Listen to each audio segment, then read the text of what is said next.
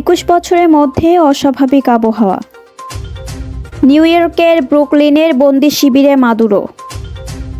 IPL সম্প্রচার বন্ধের বিষয়ে ভাবছে সরকার। ভারতে বিশ্বকাপ দল না পাঠানোর সিদ্ধান্ত নিল বিসিবি। আসসালামু আলাইকুম। বার্ড নিউজ 24-এ আপনাদের সবাইকে স্বাগত জানাচ্ছি। আমি নাইমা আক্তার কেয়া। এতক্ষণ দেখছিলেন সংবাদ শিরোনাম, এখন দেখবেন বিস্তারিত। তাপমাত্রা কমে রাজধানীতে শীতের প্রকোপ আরও বেড়েছে। ঘন কুয়াশার কারণে দিনের বেলায় সূর্যের আলো বেশিক্ষণ স্থায়ী হচ্ছে না, ফলে দিন রাতের তাপমাত্রার পার্থক্য কমে শীত অনুভূত হচ্ছে আগের চেয়ে বেশি।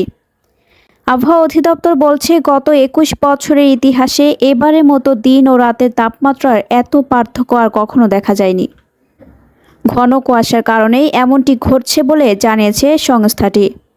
গতকাল শনিবার রাতে আবহাওয়াবিদ কাজী জেবুন নেসা বলেন, এবার ঘন কুয়াশার পরিস্থিতি অস্বাভাবিক লক্ষ্য করা যাচ্ছে। চলতি বছর আমরা দিন ও রাতের তাপমাত্রার পার্থক্য 1.7 ডিগ্রি সেলসিয়াস পেয়েছি। এর আগে 2004 সালে দিন ও রাতের তাপমাত্রার পার্থক্য 2.6 ডিগ্রি সেলসিয়াস রেকর্ড করা হয়েছিল। গত 21 বছরের ইতিহাসে এবারের মতো দিন রাতের তাপমাত্রার পার্থক্য কখনোই এতটা নেমে আসেনি। এ কারণে শীত বেশি অনুভূত হচ্ছে। ঘন কুয়াশার কারণে এমন পরিস্থিতি বিরাজ করছে। কাজী জেবুন নেসা আরও বলেন, চলতি মাস জুড়েই শীতের দাপট থাকবে। কোনো সময় শীতের তীব্রতা আরও বাড়তে পারে।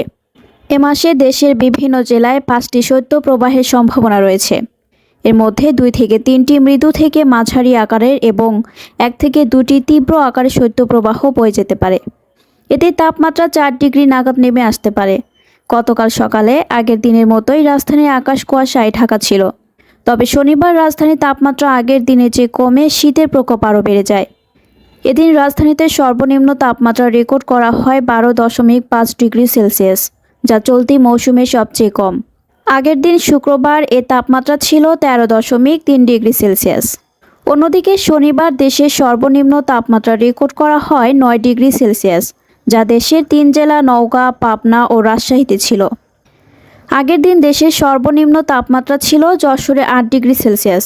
সেই হিসাবে শনিবার সারা দেশের সর্বনিম্ন তাপমাত্রা বাড়লেও কমেছে রাজধানীর তাপমাত্রা।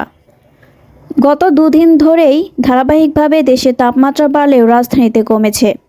আবহাওয়াবিদ কাজী জেবুন নেসা বলেন, শীত ও তাপমাত্রা আগামী 7 দিন এমনই থাকতে পারে। বৃষ্টি না হলে রাজধানী সহ দেশের পূর্ব বা উত্তর পূর্বাঞ্চলে কুয়াশা কাটার সম্ভাবনা কম। এখন যে কুয়াশা দেখা যাচ্ছে তা আরও কয়েকদিন থাকতে পারে। রাজধানীতে রোদের দেখা মিললেও বেশিক্ষণ স্থায়ী নাও হতে পারে। এতে শীতের অনুভূতি আরও বাড়তে পারে।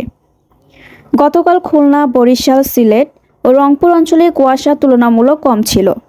অর্থাৎ যেদিক থেকে ঘন কুয়াশা শুরু হয়েছে সেদিক থেকেই ধীরে ধীরে কমেছে। আবহাওয়ার পূর্বাভাসে জানানো হয়েছে, শনিবার মধ্যরাত থেকে রোববার সকাল পর্যন্ত সারা দেশে মাঝারি থেকে ঘন কুয়াশা পড়তে পারে এবং কোথাও কোথাও দুপুর পর্যন্ত তা অব্যাহত থাকতে পারে। ঘন কুয়াশার কারণে বিমান চলাচল, অভ্যন্তরীণ নৌ পরিবহন এবং সড়ক যোগাযোগ ব্যবস্থা সাময়িকভাবে ব্যাহত হতে পারে। শনিবার রাজশাহী, পাবনা, নওগাঁ, সিরাজগঞ্জ, নীলফামারী, কুড়িগ্রাম, যশোর, চুয়াডাঙ্গা ও কুষ্টিয়া জেলার উপর দিয়ে মৃদু শৈত্যপ্রবাহ বয়ে যায় এবং তা অব্যাহত থাকতে পারে। সারা দেশে রাত ও দিনের তাপমাত্রা প্রায় অপরিবর্তিত থাকতে পারে। কুয়াশাচ্ছন্ন আবহাওয়ার কারণে সারা দেশে শীতের অনুভূতি বাড়তে পারে। ভেনেজুয়েলায় বিশেষ অভিযান চালিয়ে দেশটির প্রেসিডেন্ট নিকোলাস মাদুরো ও তার সিলিয়া ফ্লোরেসকে বন্দী করার পর তাদেরকে নিউ ইয়র্কে নেওয়া হয়েছে।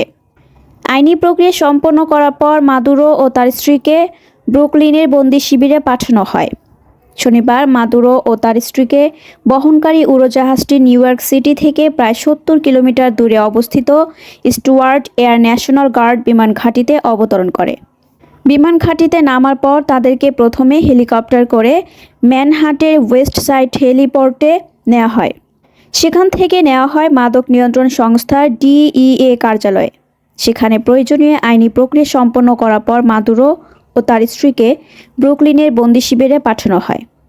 তাদের বিরুদ্ধে মাদক ও অস্ত্র চোরাচালানের অভিযোগ আনা হয়েছে, যদিও আগে থেকেই এমন অভিযোগ অস্বীকার করে আসছেন মাদুরো। এদিকে যুক্তরাষ্ট্র যেভাবে ভেনেজুয়েলায় সামরিক অভিযান চালিয়ে দেশটির প্রেসিডেন্ট নিকোলাস মাদুরো ও তার স্ত্রী সিলিয়া ফ্লোরেসকে বন্দি করে নিয়ে গেছে সেটি নিয়ে গভীর উদ্বেগ প্রকাশ করেছেন জাতিসংঘের মহাসচিব আন্তোনিও গুতেরেস। রাশিয়া ও চীনের সমর্থনে সোমবার জাতিসংঘের নিরাপত্তা পরিষদের জরুরি বৈঠক আহ্বান করেছে কলম্বিয়া। অন্যদিকে মাদুরো সরকারের ভাইস প্রেসিডেন্ট ডেলসি রদ্রিগেজকে ভেনেজুয়েলার অন্তর্বর্তীকালীন প্রেসিডেন্টের দায়িত্ব পালনের নির্দেশ দিয়েছে দেশটির সুপ্রিম কোর্ট। বার্তা সংস্থা রয়টার্সের খবরে বলা হয়েছে, প্রেসিডেন্ট মাদুরোকে যুক্তরাষ্ট্র তুলে নিয়ে যাওয়ার পর রাষ্ট্রের শৃঙ্খলা ও সার্বভৌমত্ব রক্ষা এবং প্রশাসনিক কাজকর্ম চালিয়ে যাওয়ার জন্য দেশটির আদালত এই নির্দেশনা দিয়েছে বলে বার্তা সংস্থা রয়টার্সের খবরে বলা হয়েছে। আইনগত ভিত্তি পর্যালোচনা এবং প্রক্রিয়া যাচাই বাছাইয়ের পর ইন্ডিয়ান প্রিমিয়ার লিগের আইপিএল সম্প্রচার বাংলাদেশে বন্ধের বিষয়ে সিদ্ধান্ত নেওয়া হবে বলে জানিয়েছেন তথ্য ও সম্প্রচার উপদেষ্টা সৈয়দা রিজওয়ানা হাসান। রোববার ৪ জানুয়ারি বেলা ১১টার দিকে সচিবালয়ে কর্মরত সাংবাদিকদের সংগঠন বাংলাদেশ সেক্রেটারিয়েট রিপোর্টার্স ফোরামের বিএসআরএফ সদস্যদের সঙ্গে মত বিনিময়কালে তিনি কথা বলেন। বিএসআরএফের সভাপতি মাসুদুল হকের সভাপতিত্বে অনুষ্ঠান সঞ্চালনা করেন সংগঠনের সাধারণ সম্পাদক ওবায়দুল্লাহ বাদল। আইপিএল থেকে বাংলাদেশি ক্রিকেটার মুস্তাফিজুর রহমানকে বাদ দেওয়া হয়েছে। এর পরিপ্রেক্ষিতে আইন উপদেষ্টা আইপিএলের সম্প্রচার বাংলাদেশে বন্ধ রাখার প্রস্তাব দিয়েছেন। এ বিষয়ে দৃষ্টি আকর্ষণ করলে সৈয়দা রিজওয়ানা হাসান বলেন, বিষয়টা হচ্ছে যে খেলাটা যদি খেলার জায়গায় আমরা রাখতে পারতাম খুবই ভালো হতো, কিন্তু আনফরচুনেটলি দুর্ভাগ্যবশত খেলাটার মধ্যে রাজনীতি নিয়ে আসা হয়েছে। আইসিসি টি-20 বিশ্বকাপ খেলতে ভারতে না যাওয়ার সিদ্ধান্ত নিয়েছে বাংলাদেশ ক্রিকেট বোর্ড। বিসিবি নীতি নির্ধারকদের একটি অংশ এত কঠোর অবস্থান না নেওয়ার কথা ভাবলেও শেষ পর্যন্ত সরকারের হস্তক্ষেপে কঠোর পদক্ষেপই নিচ্ছে বিসিবি। মুস্তাফিজুর রহমানকে আইপিএল থেকে বাদ দেওয়ার ইস্যুতে ক্ষোভে ফুঁসছে বাংলাদেশ। মূলত নিরাপত্তা ইস্যুই সর্বপ্রথম আলোচনায়। আগামী মাসে শুরু হবে বিশ্বকাপ, যা আবার ভারতে। পাকিস্তান তাদের ম্যাচগুলো শ্রীলঙ্কায় খেললেও বাকি ম্যাচগুলো ভারতেই হওয়ার কথা।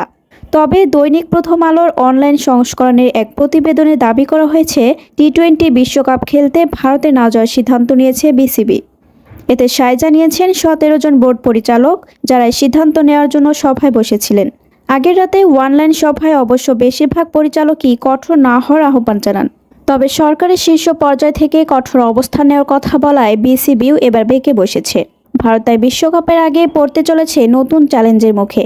বাংলাদেশ ইতিমধ্যে আইপিএল বাংলাদেশের সম্প্রচার বন্ধের কথা ভাবছে, এমনও গুঞ্জন রয়েছে ক্রীড়া অঙ্গনে ভারত বাংলাদেশ সম্পর্কের অবনতি হতে পারে।